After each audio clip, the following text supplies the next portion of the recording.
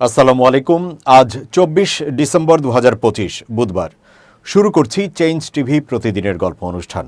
দর্শক, আপনাদের সঙ্গে রয়েছি আমি জাহিরুল ইসলাম টুটুল। শুরুতেই সংবাদ শিরোনাম। বাধ্য হয়ে হাদির জন্য যা করল ভারত। সত্যি কি আসাম বাংলাদেশের অংশ হয়ে যাচ্ছে?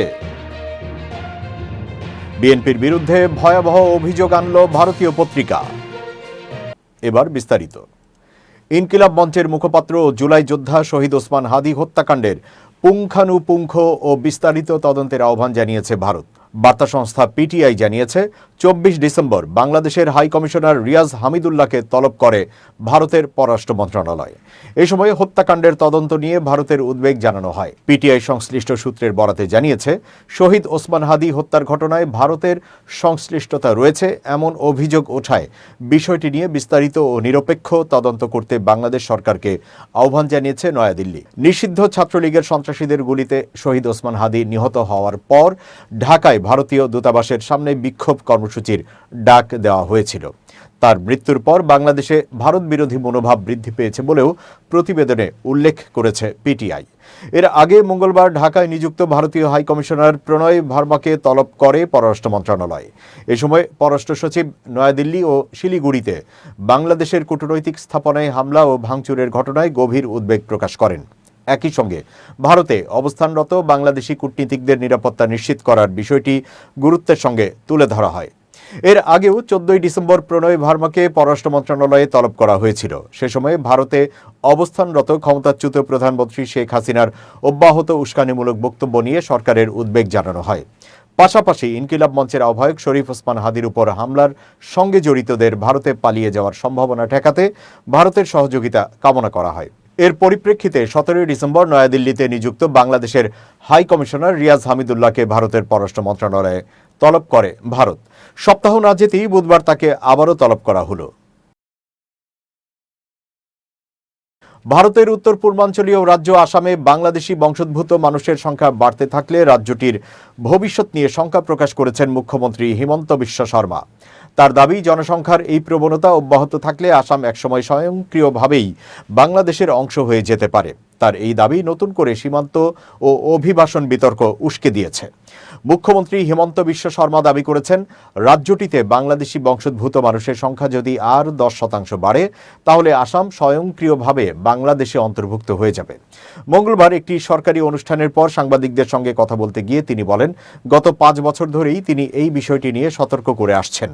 বাংলাদেশের এক নেতার উত্তর পূর্ব ভারতকে বাংলাদেশের সঙ্গে যুক্ত করার মন্তব্য প্রসঙ্গে প্রশ্ন করা হলে হিমন্ত বিশ্ব শর্মা বলেন, আসামে বর্তমানে জনসংখ্যার ৪০%ই বাংলাদেশি বংশোদ্ভূত। যদি এই সংখ্যা আরও ১০% বাড়ে তাহলে আমরা স্বয়ংক্রিয়ভাবে বাংলাদেশের সঙ্গে অন্তর্ভুক্ত হয়ে যাব। তিনি আরও বলেন, এই কারণেই আমি গত ৫ বছর ধরে বিষয়টি নিয়ে জোরালোভাবে কথা বলে যাচ্ছি। এনডিটিভির দাবি, চলতি মাসের শুরুতে বাংলাদেশের ন্যাশনাল সিটিজেন পার্টির নেতা হাসনাত আবদুল্লাহর একটি মন্তব্য নিয়ে ভারতের বিভিন্ন গণমাধ্যমে খবর প্রকাশিত হয়। সেখানে তিনি বলেন, নয়াদিল্লি যদি বাংলাদেশকে অস্থিতিশীল করার চেষ্টা করে তাহলে ঢাকার উচিত ভারতের উত্তর পূর্বাঞ্চলকে বিচ্ছিন্ন করে রাখা এবং ওই অঞ্চলের বিচ্ছিন্নতাবাদী শক্তিগুলোকে সহায়তা দেয়া। হাসনাত আবদুল্লাহ দাবি করেন, ভারতের উত্তর পূর্বাঞ্চল ভৌগোলিকভাবে ঝুঁকিপূর্ণ, কারণ অঞ্চলটি ভারতের মূল ভূখণ্ডের সঙ্গে যোগাযোগের জন্য সংকীর্ণ শিলিগুড়ি করিডোরের উপর নির্ভরশীল, যা চিকেন স্নেক নামেও পরিচিত। ভারতের মূল ভূখণ্ড থেকে উত্তর পূর্বাঞ্চলীয় রাজ্যগুলোকে বিচ্ছিন্ন করার বিষয়ে সাম্প্রতিক সেই বক্তব্য ঘিরে কড়া প্রতিক্রিয়া জানিয়েছিলেন মুখ্যমন্ত্রী হিমন্ত শর্মা। তিনি বলেন, এই ধরনের হুমকি ভারত সহ্য করবে না। তার দাবি, বাংলাদেশের নেতারা যদি ভারতের মূল ভূখণ্ড থেকে উত্তর পূর্বাঞ্চল বিচ্ছিন্ন করার হুমকি দিতে থাকেন তাহলে দিল্লি আর বেশি দিন চুপ থাকবে না। হিমন্ত বিশ্ব শর্মা সে সময় বলেন, বাংলাদেশ থেকে বারবার বলা হচ্ছে উত্তর পূর্বাঞ্চলকে আলাদা করে সেই দেশের সঙ্গে যুক্ত করা উচিত। বাংলাদেশ এমনটা কল্পনাও করতে পারে না, এটা সম্পূর্ণ ভুল। ভারত একটি বড় দেশ, পারমাণবিক শক্তিধর রাষ্ট্র এবং বিশ্বের ৪র্থ বৃহত্তম অর্থনীতি। একথা উল্লেখ করে আসামের মুখ্যমন্ত্রী বলেন, বাংলাদেশের মানুষের মধ্যে ভুল মানসিকতা তৈরি হয়েছে। তার মন্তব্য, আমাদের স্পষ্ট করে জানিয়ে দেওয়া দরকার যে ভারতের বিরুদ্ধে এমন আচরণ হলে আমরা চুপ করে থাকব না। এবার ভারতের পশ্চিমবঙ্গের পত্রিকা এই সময় বিএনপিকে মৌলবাদের দোসর হিসেবে আখ্যা দিল। পত্রিকাটির প্রতিনিধি কুদ্দুস আফরাদের প্রতিবেদনে বলা হয়, মির্জা ফখরুল একদিকে জামায়াতকে দোষারোপ করলেও অন্যদিকে আরেক কট্টর মৌলবাদী দলকে কাছে টেনে নিয়েছে নির্বাচনী বৈতরণী পার হওয়ার জন্য। জমিয়তে ওলামায়ে ইসলাম নামে এই কট্টরপন্থী দলকে এদিন 4টি আসন ছেড়ে দেওয়ার কথা ঘোষণা করেছে বিএনপি। অতীতে এভাবেই রেজিস্ট্রেশন খোয়ানো জামাতকে শুধু আসন ছাড় নয়, নিজেদের দলের প্রতীক ধানের শীষও তুলে দিয়েছিল বিএনপি। সেই জামায়াত এখন বিএনপির প্রতিদ্বন্দ্বী শুধু নয়, পথের কাঁটা হয়ে সামনে দাঁড়িয়েছে। ফখরুলের ভাষায়, ভোট পিছাতে হেন কাণ্ড নেই যা এই দলটি করছে না। ভারতীয় পত্রিকার প্রতিবেদনে আরও বলা হয়, ইসলামী আন্দোলন বাংলাদেশ দলটি অতীতে বারবার জামায়াত বিরোধী ভূমিকা নিলেও এইবার ভোটে তারা জামায়াতের শরিক হয়েছে। এ দলের নেতা মুফতি সৈয়দ মোহাম্মদ ফয়জুল করিম বলেছেন, দেশ ধ্বংসের দ্বারপ্রান্তে পৌঁছে গিয়েছে, প্রশাসনকে কেউ মানছে না। ঐক্যবদ্ধভাবে দেশকে রক্ষা না করা গেলে দেশের ভবিষ্যৎ ভূখণ্ড নিয়ে শঙ্কা রয়েছে। পীর সাহেব আরও বলেন, ভোটার থেকে প্রার্থী কেউ নিরাপদ নন। সুষ্ঠু নির্বাচন নিশ্চিত করতে হলে প্রশাসন ও আইন শৃঙ্খলা রক্ষাকারী বাহিনীকে কঠোর হতে হবে। বাংলাদেশের রাজনীতির মাঠে তৃতীয় চতুর্থ রাজনৈতিক শক্তি হলেও ভোটের মাঠে ইসলামী আন্দোলন বাংলাদেশ নামে দলটি কখনোই ভালো করেনি। এবার তারা আগের মিত্র জাতীয় পার্টিকে ছেড়ে জামাতের সঙ্গে সঙ্গী হয়েছে। বিএনপির ভারপ্রাপ্ত চেয়ারম্যান তারেক রহমান দেশে এসে যেসব কর্মসূচি পালন করবেন তার মধ্যে রয়েছে তিনি 27 ডিসেম্বর শহীদ ওসমান হাদির কবর জিয়ারত করবেন। তিনি বাংলাদেশ বিমানের এক নিয়মিত ফ্লাইটে লন্ডন থেকে বাংলাদেশ সময় মধ্যরাতে হিথ্রো বিমানবন্দর থেকে যাত্রা শুরু করে আগামীকাল সকালে সিলেটে যাত্রা বিরতির পর বেলা 11:50 ঢাকায় অবতরণ করবেন ইনশাআল্লাহ। বুধবার দুপুরে গুলশানে বিএনপি চেয়ারপারসনের কার্যালয়ে আয়োজিত এক সংবাদ সম্মেলনে এসব কথা বলেন দলের স্থায়ী কমিটির সদস্য এবং তারেক রহমানের স্বদেশ প্রত্যাবর্তন অভ্যর্থনা কমিটির আহ্বায়ক সালাউদ্দিন আহমেদ। তিনি জানান, বিমানবন্দরে তাকে অনাড়ম্বর অভ্যর্থনা জানাবেন বিএনপির স্থায়ী কমিটির সদস্যবৃন্দ। বিমানবন্দর থেকে তিনি চিকিৎসাধীন মা সাবেক প্রধানমন্ত্রী দেশনেত্রী বেগম খালেদা জিয়ার শয্যা পাশে অবস্থানের জন্য এভার কেয়ার হাসপাতালে যাবেন। আগামী 26 ডিসেম্বর শুক্রবার বাদ জুমা তিনি বাসভবন থেকে রওনা হয়ে প্রথমে শহীদ জিয়ার মাজার জিয়ারত করবেন এবং সেখান থেকে জাতীয় স্মৃতিসৌধে শ্রদ্ধা জ্ঞাপন করতে যাবেন। 27 ডিসেম্বর তিনি এনআইডি কার্ড এবং ভোটার হওয়ার সমস্ত কাজগুলো করবেন। এরপর শহীদ ওসমান হাদির কবর জিয়ারত করবেন। অবশেষে ব্রাহ্মণবাড়িয়া 2, সরাইল ও আশুগঞ্জ আসনটি শরিক দল জমিয়তে উলামায়ে ইসলামকে ছেড়ে দিয়েছে বিএনপি। এই আসনে বিএনপির সমর্থন নিয়ে প্রতিদ্বন্দ্বিতা করবেন জমিয়তে উলামায়ে ইসলামের প্রার্থী মাওলানা জুনায়েদ আল হাবিব। আসনটিতে বিএনপির মনোনয়ন প্রত্যাশী ছিলেন দলটির আন্তর্জাতিক বিষয়ক সহ সম্পাদক ব্যারিস্টার রুমিন ফারহানা। তবে মনোনয়ন না পেলেও তিনি স্বতন্ত্র প্রার্থী হিসেবে লড়াই করবেন বলে জানিয়েছেন। দলের মনোনয়ন না পাওয়ার প্রতিক্রিয়ায় ব্যারিস্টার রুমিন ফারহানা বলেন, ইনশাল্লাহ সবার দোয়ায় আমি নির্বাচন করব। আগামীকাল অথবা পরশু মনোনয়নপত্র কিনব। বিএনপি একটি বড় দল, তাদের নিজস্ব ভালো মন্দ বিবেচনা করতে হয়। যেহেতু জমিয়তে উলামায়ে ইসলামের সঙ্গে তারা জোট করেছে, তাই আসন না দিলে তো জোট হয় না। মূলত রাজনৈতিক বাধ্যবাধকতা থেকেই দল এই আসনটি ছেড়ে দিয়েছে। স্বতন্ত্র নির্বাচন করলে দল কোনো ব্যবস্থা নেবে কিনা এমন প্রশ্নের জবাবে রুমিন ফারহানা বলেন, যদি ব্যবস্থা নিতে হয় তারা নিশ্চয়ই নেবেন, আমি তো আসলে কাউকে বাধা দিতে পারবো না। ব্রাহ্মণবাড়িয়ার সরাইল ও আশুগঞ্জ উপজেলা এবং বিজয়নগর উপজেলার বুধন্তি ও চান্দুরা ইউনিয়ন নিয়ে গঠিত ব্রাহ্মণবাড়িয়া 2 আসনে রুমিন ফারহানা ছাড়াও অন্তত অর্ধ ডজন বিএনপি প্রার্থী মনোনয়ন প্রত্যাশী ছিলেন। উল্লেখ্য যে বিগত কয়েকটি নির্বাচনে আওয়ামী লীগ ও বিএনপি উভয় দলই তাদের শরিকদের জন্য এই আসনটি ছেড়ে দিয়েছিল। আসন সমঝোতার কারণে রাজধানীর গুরুত্বপূর্ণ ঢাকা 12 আসন রাজনৈতিক মিত্রদের ছেড়ে দিয়েছে বিএনপি। ফলে বিএনপি নেতা সাইফুল আলম নীরব মনোনয়ন নিলেও তাকে সরে যেতে হবে। এই আসনে বিপ্লবী ওয়ার্কার্স পার্টির সাধারণ সম্পাদক সাইফুল হককে ছাড় দিয়েছে বিএনপি। বুধবার দুপুরে গুলশানে বিএনপির রাজনৈতিক কার্যালয়ে সংবাদ সম্মেলনে আসন সমঝোতায় 7টি আসনে মিত্রদের ছাড় দেওয়ার কথা জানানো হয়। আসনগুলো হলো নাগরিক ঐক্যের সভাপতি মাহমুদুর রহমান মান্না বগুড়া 2, বিপ্লবী ওয়ার্কার্স পার্টির সাধারণ সম্পাদক সাইফুল হক ঢাকা 12, গণসংহতি আন্দোলনের প্রধান সমন্বয়কারী জোনায়েদ সাকিব ব্রাহ্মণবাড়িয়া 6, নুরুল হক নূর পটুয়াখালী 3, রাশেদ খান ঝিনাইদহ 4, মোস্তফা জামাল হায়দারকে পিরোজপুর 1, ববি হাজ্জাজ ঢাকা 13 আসন থেকে প্রতিদ্বন্দ্বিতা করবেন। এদের মধ্যে কেউ কেউ বিএনপিতে যোগ দিয়ে ধানের শীষ নিয়ে ভোটে লড়বেন, কেউ আবার নিজ দলের প্রতীকে লড়বেন, তবে বিএনপি সেখানে প্রার্থী দেবে না। এর আগে গত সোমবার ঢাকা 12 আসনে মনোনয়ন সংগ্রহ করেন ঢাকা মহানগর উত্তর বিএনপির সাবেক আহ্বায়ক ও যুবদলের সাবেক কেন্দ্রীয় সভাপতি সাইফুল আলম নীরব।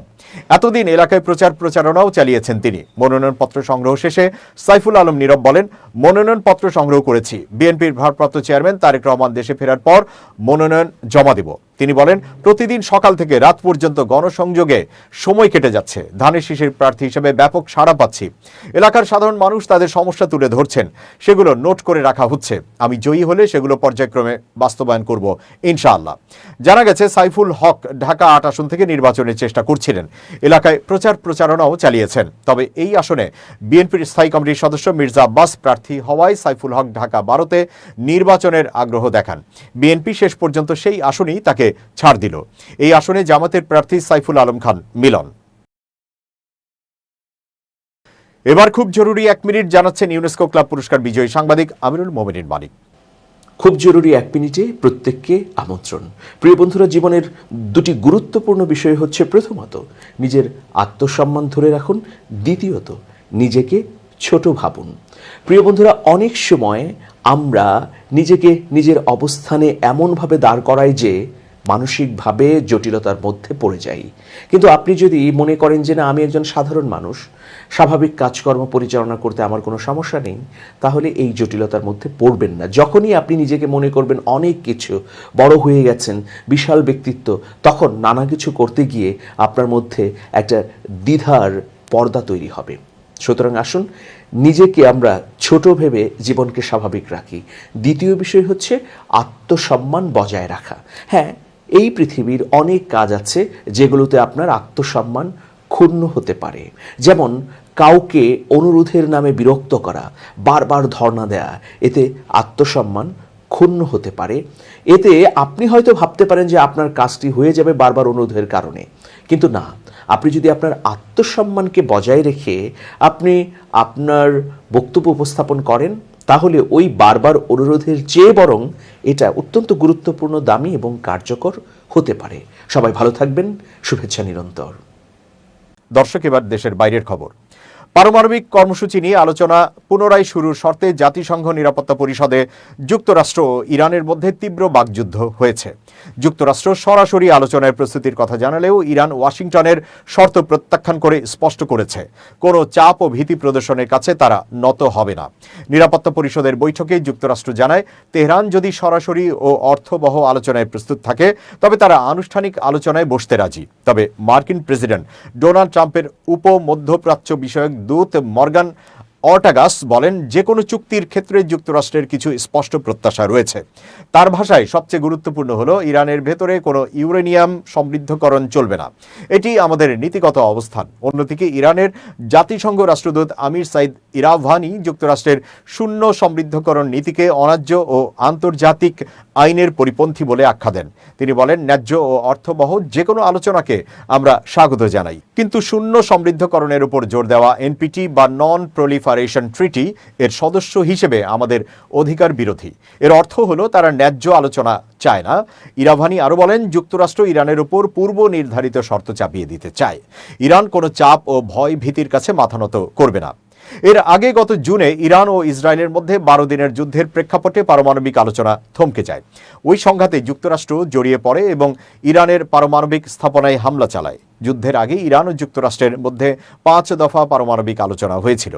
আলোচনার বড় বাধা ছিল ইরানের মাটিতে ইউরেনিয়াম সমৃদ্ধকরণ, যা পশ্চিমা দেশগুলো অস্ত্রায়নের ঝুঁকি কমাতে পুরোপুরি বন্ধ করতে চায়, কিন্তু তেহরান তা স্পষ্টভাবে প্রত্যাখ্যান করে আসছে।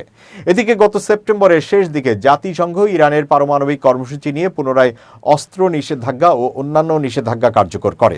ইউরোপীয় শক্তিগুলোর উদ্যোগে স্ন্যাপব্যাক প্রক্রিয়ার মাধ্যমে এই সিদ্ধান্ত নেওয়া হয়, যদিও রাশিয়া ও চীন এই সিদ্ধান্তের বিরোধিতা করে। মঙ্গলবারের বৈঠক আহ্বান করে ব্রিটেন, ফ্রান্স, যুক্তরাষ্ট্র, ডেনমার্ক, গ্রিস, স্লোভানিয়া ও দক্ষিণ কোরিয়া। তবে রাশিয়া ও চীন দাবি করে ওই প্রস্তাবের সব বিধান 18 অক্টোবরেই মেয়াদোত্তীর্ণ হয়েছে এবং তারা বৈঠক আয়োজনের বিরোধিতা করে। আপত্তি সত্ত্বেও বৈঠকটি নির্ধারিত সময়েই অনুষ্ঠিত হয়।